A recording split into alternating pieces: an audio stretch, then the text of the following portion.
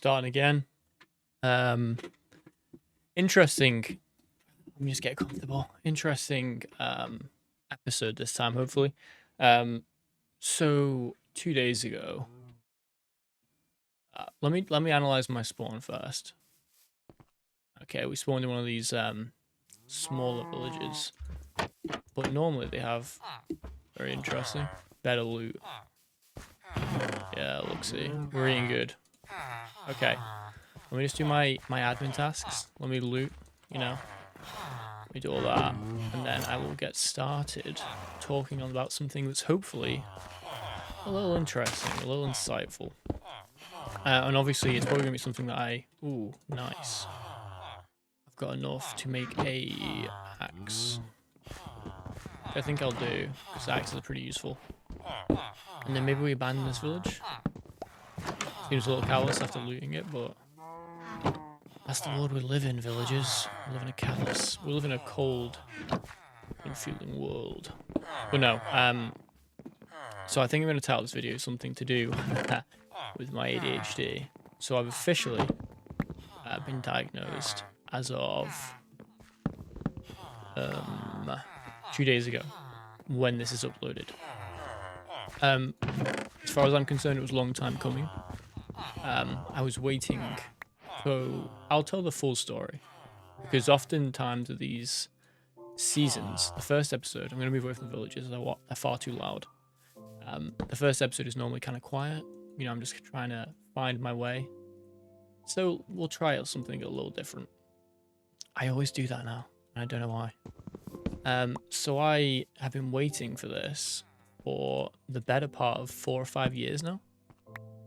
It all started when I saw something on social media, right? I know, I'm already cringing. It was a friend of mine who shared it, and I sort of was like, he was talking about the difficulties of living with ADHD. And I was like, I messaged him like, hey man, I don't want to start claiming your, is there a tripwire there? Your thing is mine. Not that it's anyone's thing, having a dysfunction or whatever. But you know what I mean. I think a lot of people self-diagnose just to be part of the party. Even though it's not really a party. From my experience, it's definitely not a party. But you know what I mean. I think there is a lot of concern around people self-diagnosing and people assuming that they have something they don't have, or treating themselves differently, or even incorrectly sort of carrying themselves differently. I mean, God, the amount of videos I see on my reels, or I don't know if people use reels, like the TikTok of Instagram. God, I feel like a boomer saying that. But you see people like, cook with me with ADHD. I keep forgetting to do this. It's like, okay, maybe that's the case. Who am I to say if that's not ADHD? But that's definitely not my lived experience, and it's very cringy to me when people self-diagnose. And maybe that's unfair, but that's how I feel. And so I spoke to my friend because he posted something about it, and I was like saying, hey, a lot of things you're saying here are things that ring very true for me. And obviously that doesn't necessarily mean you have a condition. I think I ring true for a lot of the lived experience of people with other mental conditions, but I don't think I have them. But he started talking to me about it, and I started being like, no, okay, this is sounding a little too real, right? It sounded getting a little close to home there with some of the things he's mentioning. I'm like, damn, that really is something I've experienced, or a feeling I've had. So I looked into it a little bit more. Very rude of the villager to do that big scraping noise as I said that. And then as I looked into it, I was like, you know what? What's the worst that can happen? So I spoke to my GP, and he handed me this questionnaire. Sorry, she. For those of you who aren't in the UK, GP is general practitioner. So it's sort of like your local doctor. They can assign you medicine, but generally speaking, they're kind of like the guys who are your first point of contact. And then from there, let's say they're like, okay, no, you definitely have this. They can't diagnose you always, but what they can do is they can send you to a specialist. So with ADHD, they'd have to do that. Nice. A saddle for Wellington. My little baby. So after speaking to the GP, he was like, okay, well, if this is how you feel, this is how you feel. Here's a questionnaire. And I realized this in myself. I'm very quick to assume that I'm this is me just pouring my heart out here. I'm very quick to assume that I'm the normal. That my experiences are typical. My response to a stimuli is the same response everyone else has, right? Which obviously isn't the case. Everyone reacts differently I mean, not to flex, but I'm slightly, not slightly. I'm above the average height. I'm 6 foot, right? Now that already makes me above average in a way. But to me, until I started thinking this way, I was like, everyone's like, that's a normal height, right? Like, that's not above average. That's just regular, right?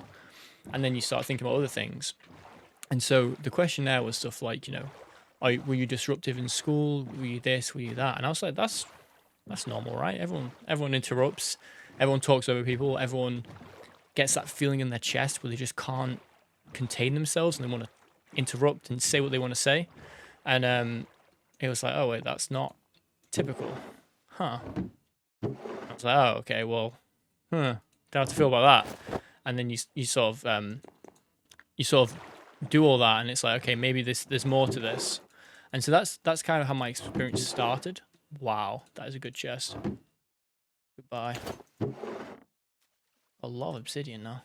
Can make it a little obsidian house. And 2 diamonds. But yeah. So that was my first sort of eye-opening moment where it was like, oh, okay. So a lot of the stuff I already thought was normal isn't normal. Or at least not typical. Or neurotypical, whatever the word is. You know what I'm saying. So then I go on the waiting list, right? And the waiting list with the GP is 3 years. Okay? And I'm like, all right, well, shit, this is going to be a long time, but screw it. Let's do it. And so I'm waiting. And I call up, every couple of months just to make sure I'm still on the list, this, that, the other. It's fine. And what I've noticed is that what my guy who spoke to me said was that I've been masking more and more once the challenges came. So my challenge was that in school and high school and college or sixth form, whatever, I had a high enough baseline intelligence. And again, I feel like I'm bragging here, but I'm really not. Where I could coast. So I could afford not to study. I could afford to kind of dick around, distract people, annoy people, be a pain in the arse essentially. But because my grades were quite good, I that behavior wasn't seen as it was seen as a negative, right? But it wasn't seen as a cause for concern because my grades were still good, and the opinion was that obviously it means I couldn't have any kind of thing wrong with me, right? Because my grades were still of a level. And then I hit uni, and there's no structure in uni, and there's no support. Like with a school, you wake up, at 7, you go to school at 8, you study till 3, you come home. Very disciplined, drilled. Good for someone like me who needs structure in life. With uni, you have to structure your own life. And I did not. So I ended up dropping out. After about a year and a half, basically doing no classes. And that's when my condition started to worsen. Being attacked. No, I was being lasered. But that's when my condition started to worsen. And I started to notice different things in myself. I moved into the workforce. I took on an apprenticeship and started working that way. My problem was at work, because it was an apprenticeship, I was doing like sort of base level tasks. So it was an apprenticeship in something like computer science or something like that. It was like level 1 technician. So, I mean, a lot of it was monotonous, a lot of it was interesting, but the work, that's weird, the work wasn't terribly engaging. And because of that, what ended up happening was that my condition seemed to worsen and worsen. And so I was like, Christ, I really hope I'm seen too soon, because, I just want to be able to focus and not like sit at my desk and start playing on my phone or like opening tabs, looking out the window, seeing a bird and then thinking to myself, was that a crow? Then I go on the Wikipedia page for a crow, and the next thing I know, an hour and a half has passed. I've done no work, but I can tell you all about the different types of birds within the Northumbria region of England, and and that information, I have it for a day, and then it's gone. It's not terribly useful. So that happened, and then after about a year and a half, a letter comes for me that I don't initially open because I'm away on holiday. So I don't open it for the first week it's arrived, and then the second week it's arrived, I'm like, oh, this letter's saying I need to confirm. And again, I'm not trying to complain, but considering, part of the ADHD is you are disorganized when it comes to admin tasks, replying to emails, letters, etc. It says, oh, you have to reply to us within 2 weeks to confirm you still want to wait for this. And, perspective could be, hey, 2 weeks is a pretty reasonable berth. Ooh, flame tearing there, how terrible. A pretty wide berth for someone to effectively get on and reply. Obviously, I didn't. And so I called them up and they went, oh, you're going to have to go back for your GP. And I was like, excuse me? Like, yeah, no, sorry, you're off the list now. I was like, so what does that mean? She went, oh, I'm sorry, but that means that you're going to be essentially back to where you started. And obviously that stung. That really did sting. And so what I did was I was like, well, I don't want to wait for an extra 3 years, but I could push, I could be difficult, but at the end of the day, this isn't the fault of the NHS. It's a criminally underfunded organization. It's like if you get pissed off with a waiter at a restaurant, right? Is it the waiter's fault that your food's not well cooked or, got a hair in it? Probably not. You've got to direct your agitation and issues to the right person, because at the end of the day, the customer service people, not always, but they are just trying to do their job, and they're trying to be supportive and they're trying to help you. I have worked customer service. That's why I have that opinion. Obviously, you do get the dickheads and you get people who are tired and don't want to bother, but generally speaking, they're just trying to do their best, and they don't need to be shouted at and screamed at by someone who is, as far as they're concerned, also just trying to get something they need. Both parties want the same outcome, and that's why, if you're shouting at them, it's not going to help. And unfortunately, when I'm telling these stories, it's going to be very tangential, because another thing I've realized that the fellow said to me is that I feel the need to, when I'm telling stories or talking about things, to explain all the little details to make sure it's clear, which is why I did that there, which is weird to me to now have it pointed out. It's kind of like, someone's clocked me and read me, and they've done a nice village. They've done a really good job of really just saying things like, oh, you do this and you do this. And I'm like, damn, I kind of do all that. So that's kind of concerning. But no, so I wasn't going to shout at them or anything. It wouldn't really serve anyone in any real capacity. All it would do is just make them have a shit day, and I'd feel bad after. I'd be like, well, they're trying their best, and I'd feel like shit. So no, I did not do that.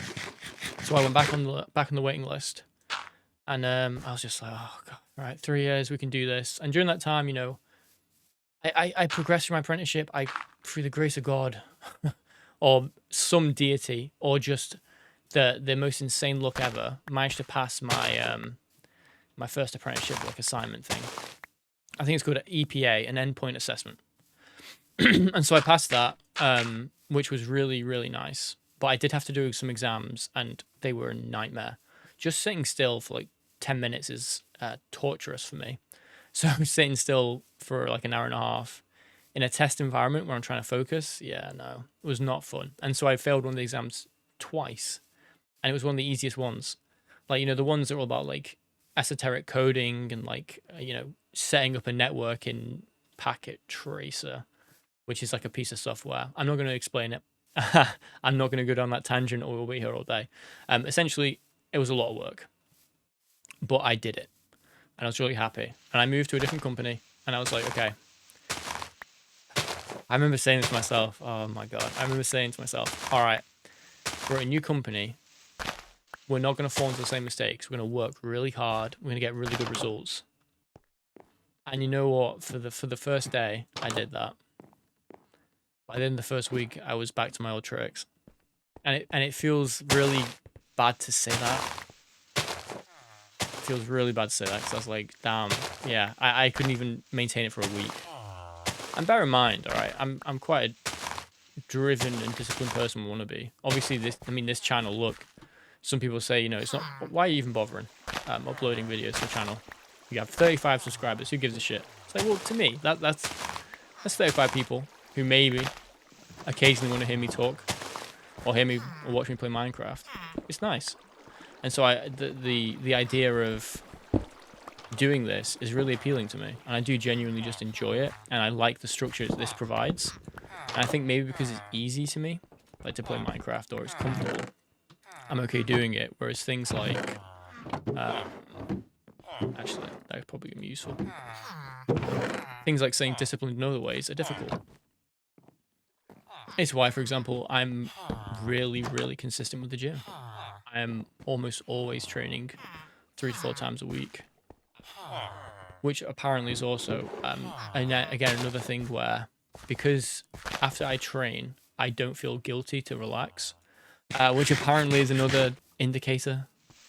If I'm just sat still, I either feel restless, which isn't good, or I feel guilty. And so by exercising, it's like, okay, I've done something, which means I'm quote unquote allowed to relax and enjoy myself. I'm now able to just chill out, which is crazy really to say out loud, but that is how it works for me. So I find it easier to record videos with this channel after I've been to the gym, because I'm not in my head thinking, well, why are you playing Minecraft? Well, it's for my channel, sure, but like at the end of the day, why are you doing that and not going to the gym or doing this or doing that? So that's, I've lost my train of thought. New job. So I moved to my new job.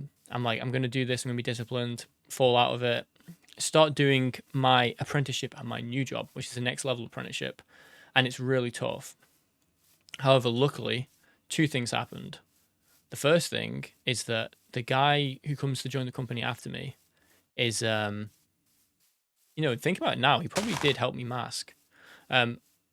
So masking is where you sort of, I'm not even sure really how to describe it. It's where you like cover your traits or like find solutions to the problems. So a big source of my masking, and this is me being positive, by the way. It's not necessarily a bad thing, is that I have a fiance who's incredibly disciplined and organized. If I was to try and organize going out to see my friends, I'm going to be late, really late, and I'm going to be unreliable. But if she's organizing it, we're going to be there on time. There's going to be no messing about. It's going to happen, you know? And that's obviously good for me. And I think my friend at work also helped me mask. Now I think about it, because he, again, was the same. He was very disciplined, very organized. He was like, oh, you got apprenticeship this week. I'll see you there. Oh, we've got to do this assessment. Oh, how are you doing with this assessment? He was super, super helpful. Now I think about it. But he's a lovely guy. Really hardworking, fantastic employee. Just an all-round really good guy. So shout out to you, Ben. But yeah, so I started this next level apprenticeship, and it was difficult. But first off, I had obviously my friend Ben, but also it's when COVID hit, and because of COVID, I could really afford, because everyone had to work from home. I could really afford to kind of be in my element, where if I needed to get work done, I could just get it done out of conventional hours.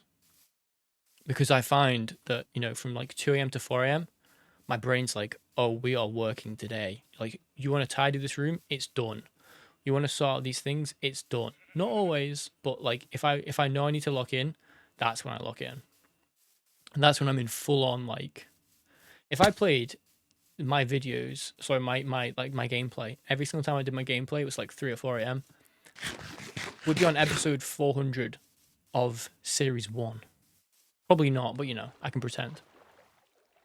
So no, thanks to that, I was able to move forwards and get through that second apprenticeship, but it was really difficult. I remember being harder and harder on myself, which isn't easy. It's not nice to be hard on yourself. I don't think anyone enjoys it. I don't mind it because I like to think I hold myself to a standard. And so by being hard on myself, it's more because I expect a certain level of, I don't know, behavior, complacency, competency from myself. I think that's why I do that. So that was interesting, to say the least, the COVID time. And it definitely worsened everything because, you know, I was sat at home and basically could just sit on games. And look, I think everyone sat at home playing games at a time, at least a little bit, at least a tiny little bit. And everyone probably took time to like just sit and chill or sleep or relax, watch Breaking Bad, watch The Dark Knight, endlessly quote the Dark Knight Joker quotes, you know, the usual. I'm going to come in here and do what I usually do, steal the Zoaholic and the incubator, and then run away. Oh, I forgot how much I hate these guys. 1 minute. Let me just do this, otherwise I'm going to... Sorry about this.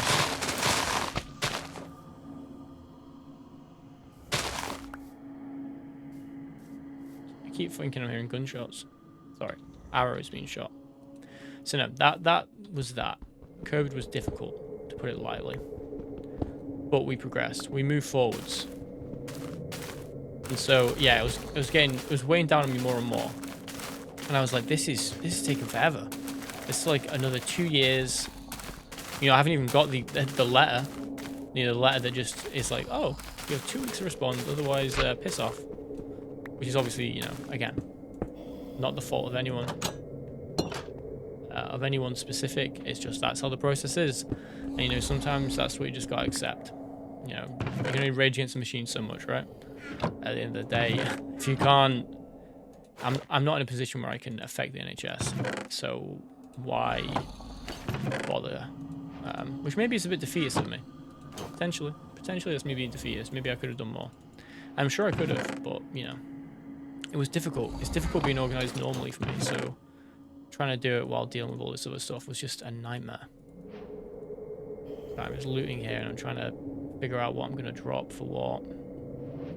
Getting the sticks. We need the bow. Do I need 3 pickaxes? No. Do I need 2 swords? No. Alright, let's see what we've got to do. Okay. What am I dropping? Dropping them. Dropping that. Dropping gold. Don't really need gold. Apples, goodbye. Alveolic sac and innards are less important, but they're still not important. Drop the bow, and alveolic sac can be replaced with these. Okay, cool. We're done. You're done, Walder. You're done. Alright, let's sleep, maybe? Oh, we're allowed to sleep. That is wonderful. I'm gonna take a sip of my drink. Cool. So yeah, COVID. That whole debacle happened. And it was very difficult, but, you know, thanks to, obviously, various support systems and my friend Ben, who helped me with the assessment more than I'd like to admit, and in ways that I would not even want to communicate. I definitely did not copy anything from him. That would be terrible of me to have done so. But no. After completing that, the company I was at was like, well, hey, you guys are both passed. The next thing they're offering, now you've passed all these steps, is that you can move to the level 6 or 7. I can't remember which one it is, but that's like a degree. And I was like, wow, you know, I get a second chance. I get a second chance at uni. I can earn a degree while working, which is an incredible offer, incredible deal. And then you can even work your way up to a master's. I was like, that's incredible. That like, I can do it. I can prove to myself that I can do this. And so I started doing it, you know. And I think we all know where this is going to go. So the main problem was that I had to do the classes during COVID. Not only that, but they were, goddamn, everyone must have had ADHD. I thought I was disruptive. Some of the guys in there, if the teacher didn't know anything or didn't know the exact answer to something, they would interrupt and tell her she was wrong and tell her, like, oh no, it's actually this. And I get it, right? But at least from my experience, people in tech, you get 2 people. You get the people who are absolute sweethearts, really helpful, really understanding, and love to teach and communicate. And you get the people who are like, actually, that's wrong. And look, those guys are useful because they're absolutely savants. You know, if you've got a problem and you need it solved. You throw one of those guys at it, it's solved. However, they don't play nice. And sometimes that's really bad when you're trying to learn and the teacher can't get through 5 minutes because they're having almost a breakdown shouting at this guy or this group of people because they're like, oh, you're actually wrong about that. It's actually this, lol. It's like, okay, but you're literally doing the actually thing, you know? Like, bro, get a grip. You know this shit, so shut up and let me learn it. I don't care if I don't know the actual true epic way of doing it that you learn on fucking hacking forum or whatever the hell. At the end of the day, I want to learn it according to the the marker, because the grades, the the exam board, because they're the ones who say yes, that was correct, no, that was wrong. If they say water is hot and it's red and it's not lava and lava is blue and cold and that's how you get marks, then that's how you get marks. Maybe that's wrong, but that's the game we're playing.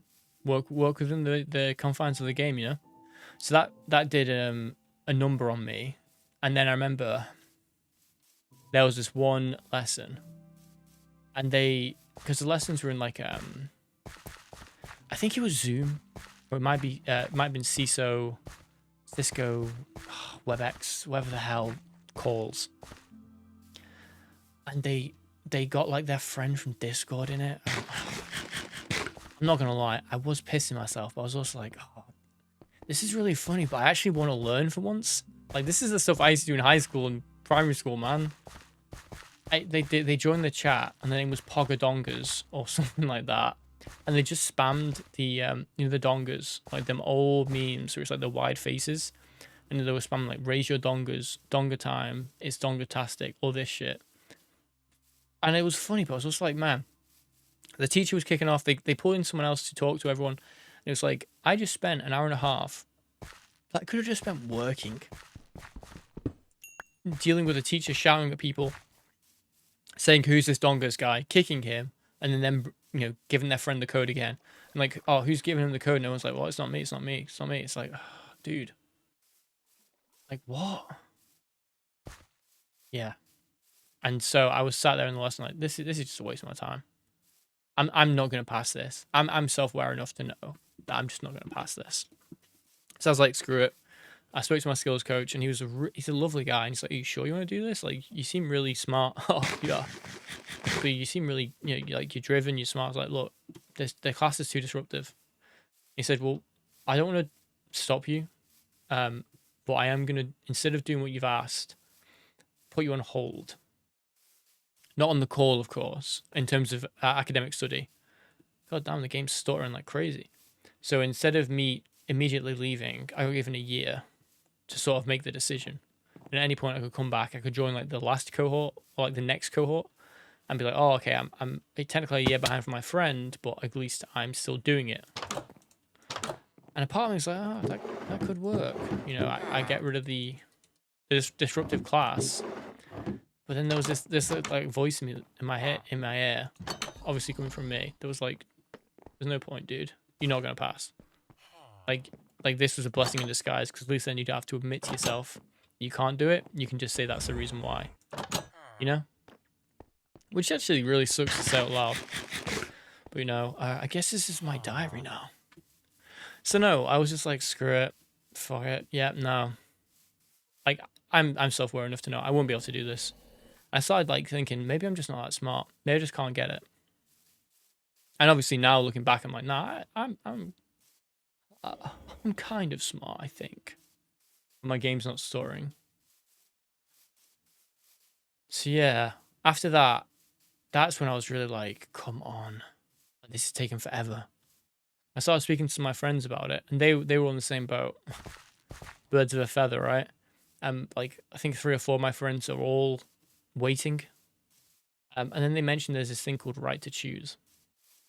And I'm not going to shield this too hard, but goddamn. I was like, what is it? It's like, oh, well, you can say you've got a right to choose. It's like this government thing.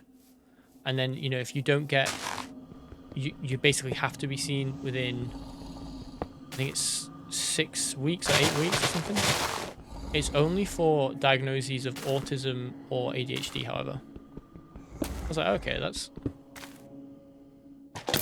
Oops, wrong hole. Wrong wall. You know what I'm saying. Come on. But no, I was like, oh, that's really interesting. So I went to my GP, my general practitioner, and I was like, hey, headrest right to choose thing. I'd like to do that. I'd like to do this. And he was like, yeah, okay. So I don't think it's something they can outright offer to you. You have to come to them about it. So you obviously have to know about it. And it did kind of annoy me. You know, I'm kind of like, could have told me about this sooner.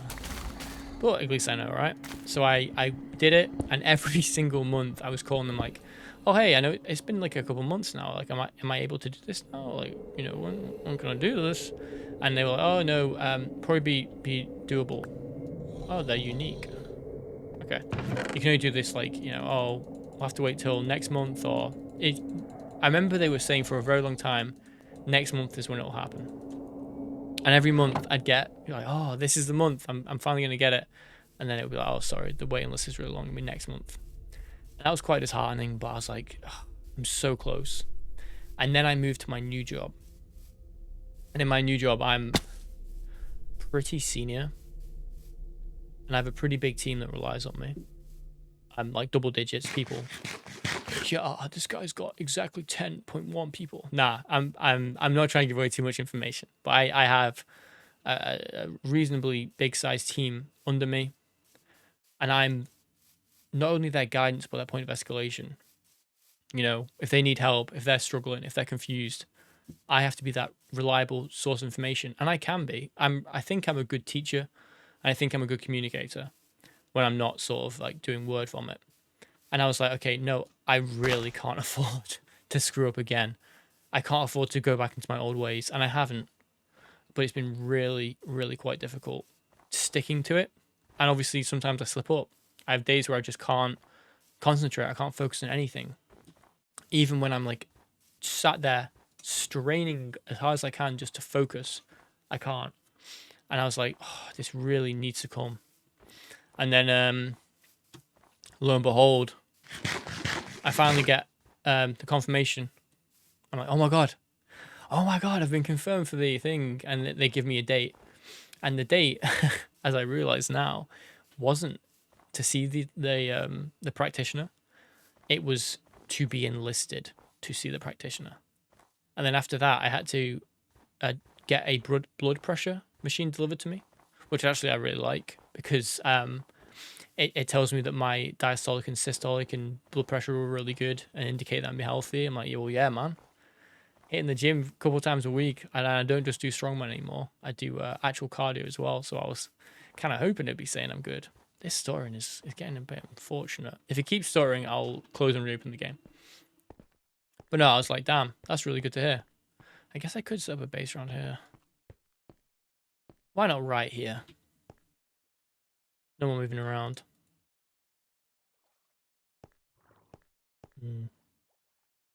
It's all melting out from underneath me, though. Yeah, maybe not. So yeah, I got the blood pressure thing. I sent for my readings. I had a questionnaire to fill out that was kind of like the old one, but it was like, tell us about this, tell us about that. And I was like, you know, yes, I was disruptive. Yes, it's affecting me here, here, and here. You know, all that kind of stuff. And then finally, I thought they were like right next to me.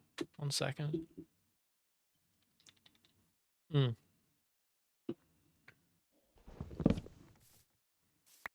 So yeah, I called them and they were like, oh, so how it works is you're kind of back to waiting. Except now it's like I have to wait to see if I can be confirmed for when I'm going to see the guy. So I'm there like, oh, I've traded waiting for the diagnosis to now waiting for the actual diagnosis, which is a weird way of saying it, but you know what I'm saying. Like, I thought I was waiting for a diagnosis, and actually I was waiting for a chance to see the guy to get the diagnosis. But I was like, you know what, I've come this far. I'm so close now.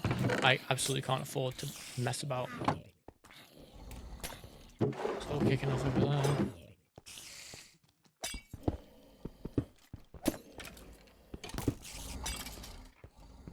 Where are they all fighting?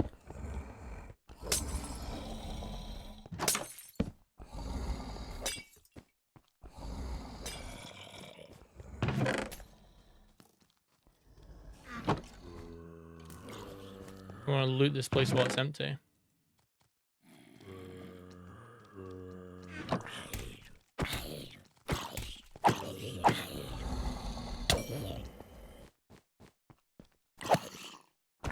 I'm gonna hear a baby zombie. Sorry, I'm trying to lock in.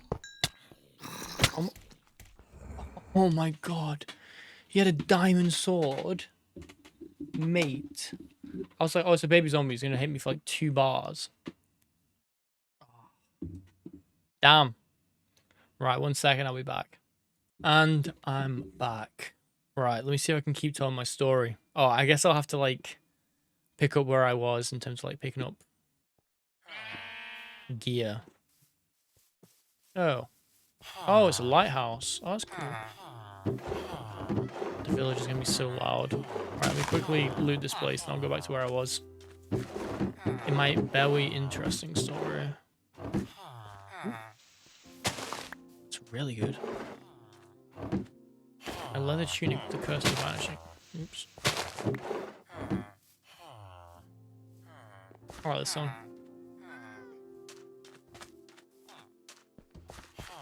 Hello, sir.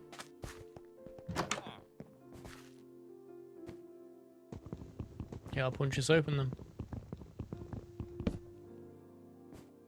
Interesting. Oh, okay. My game is like stuttering like mad. That's very confusing. But regardless. Oh, it's a buried treasure map. God. I've completely lost my train of thought. You'll have to forgive me. But yeah. Okay, things seem stable now. I'll see. I'm a little tetchy now. I don't want it to start working then stop, you know what I mean?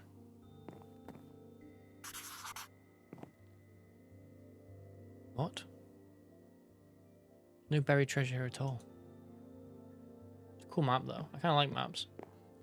Maybe I'll make some more. I never actually made a map on one of these. Anyway, that's not important right now. What's important is continuing with my wonderful story. So, I'm back on the waiting list and I'm talking to my boss like, oh, I really want to get this through because I want to be more helpful to the team. You know, I want to be like more stuck in and I want to be able to support them. So obviously, it's kind of a weird feeling, but once you get like a team that you manage more directly, you really want to help them. It's interesting because I didn't think it would happen. I mean, I think I'm quite a helpful person and like to help people, especially because I'm like an older brother, right? I think if you're an older sibling, you tend to develop a sort of feeling of needing to help people, look after them, that kind of stuff. And I definitely have that. So I was like, I really just want to make sure I give my team the best chances. I'm moving away from this guy because he will not shut up. Stand over here. Why is there a lighthouse and there's no water? Shush, dog. Okay, so I'm there like thinking, oh, am I taking the piss? Like I'm basically, I feel like I'm leading my boss on. I'm like, oh no, I'll be diagnosed soon. I'll be diagnosed soon. Because every month I'm calling and every month they're saying, okay, there's a long waiting list. You should be seen by the end of the month. I get told that for 3 or 4 months in a row. And then it's like, okay, slots should be opening soon for people from your like cohort or like intake. I'm like, finally. And just before I'm about to go on holiday, I get an email, and it must have been fate because of all the times for me to check my email, which isn't very rare. I was like, wait, let me just see what's happening on the old Hotmail. I was like, wait a minute, there's a slot open, and immediately I was like, okay, I need to organize it now, and it was like the most seamless I've ever been at organizing something. I immediately booked in, immediately picked a slot that would work with me, and I was immediately like, all right, this is it, you know, we're doing it.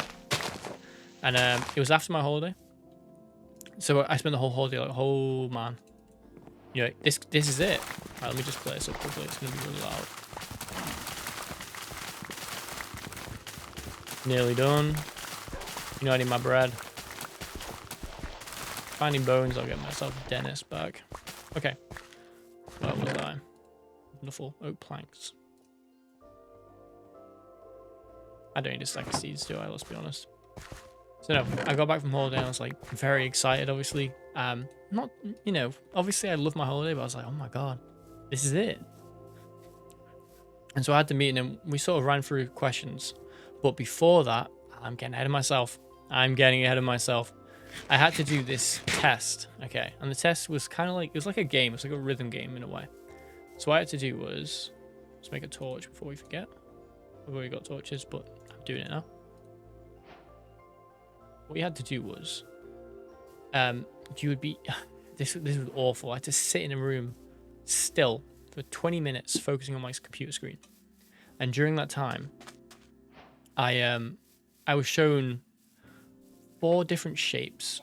I can't remember the exact shapes. I think it was like square, triangle, circle, rectangle, or pentagon, maybe. And they were 4 different colors: red, yellow, blue, green, I want to say. And what, all right, this story is getting a little bit annoying.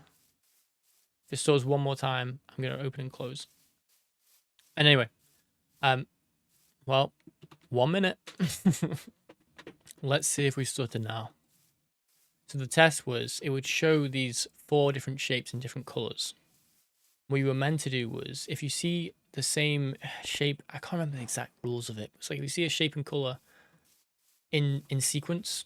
So let's say it shows a red square, then a blue circle, then a green triangle, then a red square. You'd press it on the red square, and then let's say it shows something else and something else and something else, or it shows a blue triangle and a blue triangle. You press it. If it's 2 in a sequence, you press it, and then you try and keep that rhythm. So it, you know, it changes. Okay, you tap on red squares, and then 2 blue triangles come up. Okay, tapping on blue triangles, and 2 green circles come up at one after the other. So it's like a focus thing.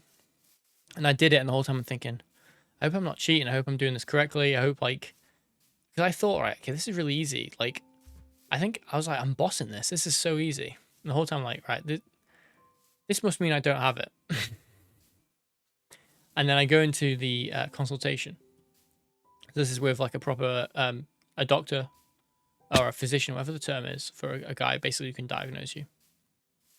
And he said, first things first, want to go over your test. He said, obviously the test is not outright going to diagnose you, but it can give me insight and sort of indicate, you know, potentiality, or something along those lines. Essentially, it was like, this is an indicator, right? Like, let's say people are trying to diagnose you with a common cold. If you've got a runny nose, maybe you have a cold. You know, like that's an indicator potentially. I don't know if that's a good example, but it's the one I'm going to run with. And he said, you scored out of 100. Guess what I scored. If you're here now and you want to interact, type down what you think I scored out of 100. I scored, drum roll, 99 out of 100, and the music swells. And I was like, is that good? Like, is that good or... He said, it's not good or bad. It's just indicative. And I was like, that's a really good answer. He said, but obviously that does mean it's, you know, that's a significant indicator to me. I was like, And then he just started asking me lots of questions. So obviously I'd raised like, oh, it affected me here, here, and here. It affected me in like terms of relationships, remembering things, that kind of thing. And so he asked me various questions about my childhood, about me in school. I'm not going to bother breaking that up because I can't be asked being quiet and then talking again.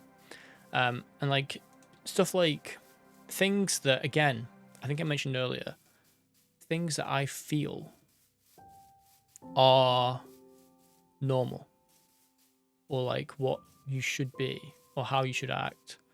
Not in terms of like you should be this way, but like this is how the normal person interacts. And he was like, do you ever feel like this? Do you ever feel like this? And I was like, shit, yeah, I do, yeah, a lot. For instance, he said, when people are talking, do you feel like you have to interject and talk about your opinion on it? He said, are you opinionated in lots of things? Shit, yes. Do you often feel this like swelling in your chest when people are talking? Like you want to talk about it as well. You can't, like, you need to get off your chest. Yes. Do you interrupt people? Yes. Do you feel like a conversation, you sometimes interrupt people because you feel like you're just getting from A to B? yes, 100%. And that's the thing he said, like, it's a lot of your thought patterns about like, this is beneficial for us if we go from A to B, if I interrupt you and get it through quicker. He said, but obviously you know that like, you don't know what someone's going to say after that first part of the question, right? Like I said, did you make careless mistakes in school? Yes. I have really, really good mental maths, to the point where my maths teacher in high school would often like randomly throw math questions at me, like, 13 times 18, which is 234. I think. Maybe I'm wrong. I think it's 234. But exactly, like that. But I would just say it like, yeah, that's that. And 9 times out of 10, I was completely right. But because I was so confident and so quick to just do it, I would make stupid mistakes on things. And like, I'd get all those questions right. And they'd be like, what's 2 times 2? And I'd be like, oh yeah, it's 7. He'd look at me like, what? Obviously, it wasn't like that. It was never 2 times 2, right? But you know what I mean? Things that obviously I would know that I got wrong. And then he was talking about other things like strategies I used to do this masking. So, for example, I had a girlfriend that I'm again, same thing happened in my family. Until about 2 or 3 years ago, I couldn't remember any of my close family, so parents or brothers' birthdays or ages. Honestly, right now, if you ask me the age of any of my close family members, I would guess. Because I just can't remember. And so the way I had to try and remember, like, people's birthdays was I would change my phone lock screen. On the iPhone or the iPod, you could put in like the 4 digits. I would make it so it was my girlfriend's and fiance's birthday. And then I didn't forget it. He's like, see, that shows that you're intelligent in how you mask, but you are still masking. I was like, damn, that's. Don't want to make that noise. That's like, damn, that's kind of crazy. But obviously that's the case. And so stuff like that started to come up. And then there was other things. It was like, trying to think of something else. Excuses to leave the classroom. I would often, like, oh, I'm going to go toilet. Our teacher, I'm going to go toilet. Yeah, sure. And it wasn't because I wanted to go toilet. It's just because I was like bored of being in the classroom and I needed to just do something. I need to move. I need to go outside. I need to walk the halls and stretch my legs and like think about something else. Or a good example again was when I was on the plane flight back from Tenerife with my fiance. Yeah, she wasn't comfortable because she doesn't really like flying. But me, I don't care about flying. But God, being strapped down for 4 hours, trying to like just not do anything because you can't get out. Damn, he nearly killed me. Yeah, because it's like, what am I meant to do? I mean, I'm sitting there reading the Night Lord's trilogy. I think I'm on book 3 now. Pretty good, pretty exciting. It's nice when I'm on holiday because I actually feel I have the time to relax and read. I used to read a lot and I don't read as much anymore, which really sucks. But yeah, no, I was reading the Night Lord's trilogy. But eventually I got to the point where I'm like, I just can't anymore. It's still an hour and a half and I'm just there like gritting my teeth, wanting to just like move. Like I literally jerked forward when I said that. Like I just needed to move. Aggressively hit my space bar key as well. Ooh. It was just crazy. And every single time he'd be like, oh, did you feel like this? Did you feel like that? And I was like, Jesus, dude, like get out of my head. It was honestly really weird. I mean, I felt seen, but it was also just like, wow, that's like me to a T. It's honestly kind of amazing and also creepy when someone can so effortlessly, like they've got your MO. I like when the fungal spore ones have like an underwater animation. I think it's really cool. I'm just gonna have to break all this, so sorry in advance. But we gotta do it to get our bits. Marker, oh dear. It's all flooded, god damn it. Sorry, don't mind me just doing this. But yeah, that's where I was like, damn. The more we talked, the more it was becoming more and more clear to me that yes, surely this has to be the case, right? And he asked me a couple of other questions. One that I did feel guilty about when I mentioned it. When you kind of forget sometimes when you do things. I forgot that And please understand that, you know, I couldn't help it, all right? When I had one of my breakups, when I was talking to my girlfriend at the time, we were breaking up, I was trying to focus on what she was saying to me, like legitimately trying, because obviously I was very emotionally invested in, you know, it's your first breakup, it hurts, it stings. And the whole time while I was talking to her and listening to her sort of say, look, this isn't working, and me being like, yeah, this isn't working, I was thinking about a math problem from earlier on in the day, and I could not stop thinking about it. It was like it just wouldn't leave my head. It was insane. And I remember thinking at the time, oh, that's probably just normal. That's probably just typical, right? That's just a normal experience. Everyone does that. In hindsight, I'm like, wow, no, that's crazy talk. Not that it's crazy, obviously, it's just a deficiency. Other things, I have immense trouble sleeping. When I try and lie down to sleep, unless, I'm sure you've all been there, when you're so tired, your eyes close by themselves, and the second you come near your bed, it's like the most relaxing, beautiful feeling. That's the only time I can really fall asleep, which obviously isn't great. But again, he said that's another indicator, because obviously the way, well, maybe not obviously, the way ADHD works is that you have a deficiency of dopamine, and that can affect things like sleep. It can lead to moods going up and down, that kind of stuff. And like the more we talked, the more it was like, damn, that is crazy, like absolutely crazy. But the more he said, the more it made sense. Sorry. Pardon me. Maybe I'm coming down with a common cold after mentioning it. But no, I'm probably repeating myself at this point. I think I've covered the main body of things I want to mention. Do we want to hit this church? It does have loot. I guess I can end this with me going through the church quickly. Or bits of the church. Probably won't be able to do the whole church.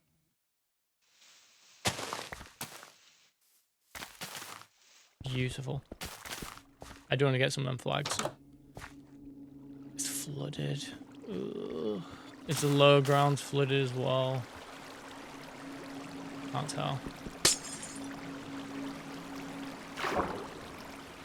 Yeah, they are. Yeah. If it's flooded, it's just too much work. You know? I'm a lazy guy with that.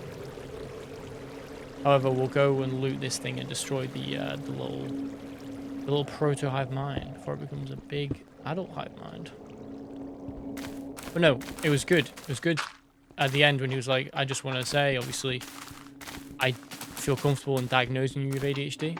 And he said the first thing to do is to be kind to yourself about that, which was really nice to say, you know, because it is, I don't feel bad about it, but obviously it's like, damn, you know, I'm in a way not correctly made.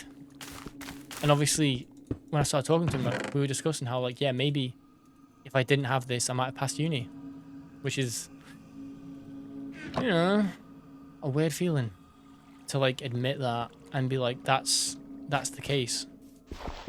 Like, I would be in a different, potentially a completely different place if that was the case. But also a part of me is like, you know, I don't really mind that, because I always say this to people, like, if you're content now or you're happy now, then all the things you've done up until that point got you to where you are today. So don't regret them, you know. And at the end of the day, I've got a fiance that I wouldn't have met unless I absolutely 100%, no word of a lie, would not have had any chance of meeting unless I did this apprenticeship. So, you know, if failing the uni and not being able to do uni meant I got to do that, then I have absolutely no complaints. So, you know, that's me being sweet there. That's me laying it all out. But no, obviously it's weird to be like, damn, maybe things could have been different if I, you know, caught this sooner, or maybe didn't get such good grades. It's just one of them. But like I said, I don't feel bad about it. I don't regret it. I think I'm incredibly happy with where I am in my life. And I think that's the main takeaway. Like, at the end of the day, obviously it defines my brain and it's defined my experiences. But now that I'm diagnosed, he sort of spoke through the treatments. And here comes the bad part, right? I don't know if you if I've mentioned a couple of times, but I adore Monster Energy drink. It is my if I'm you know in a desert dying of thirst, and you know there's 10 meters away an oasis of fresh water, and 50 meters or a mile away there's a cold, fresh kind of green monster. So cold and fresh, it's got them little perspirant, little bits of moisture, the little drops or whatever they're called on them. 100% will be doing that.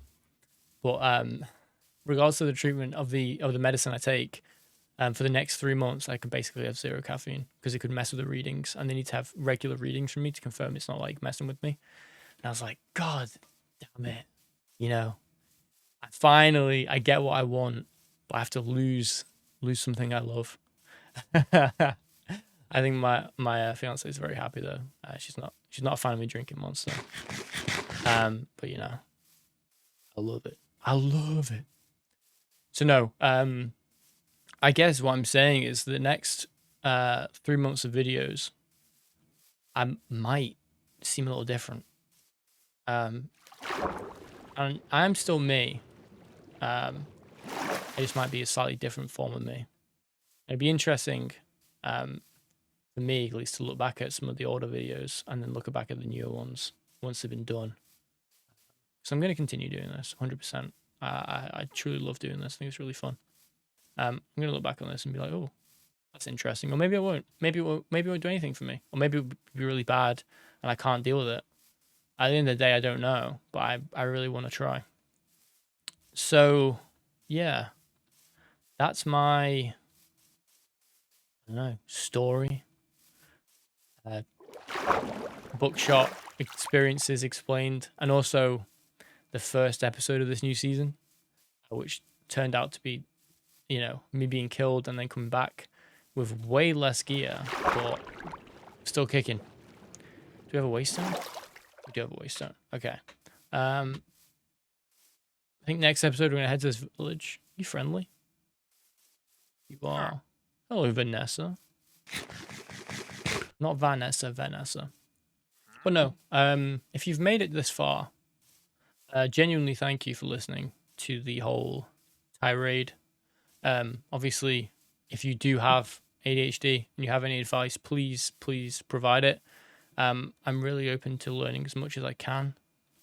And if this has been helpful for you, I'm really happy to hear that as well. I don't know if it will be. Probably won't. But at the very least, it's out there now. So no, if you're watching this on upload day, have a fantastic, relaxing, zen Sunday. And if you aren't watching upload day, have a fantastic day regardless. I will see you guys next. Give me that bed. See you guys next on Tuesday. Until then, take care, and I'll catch you on the next one. Thank you, and goodbye.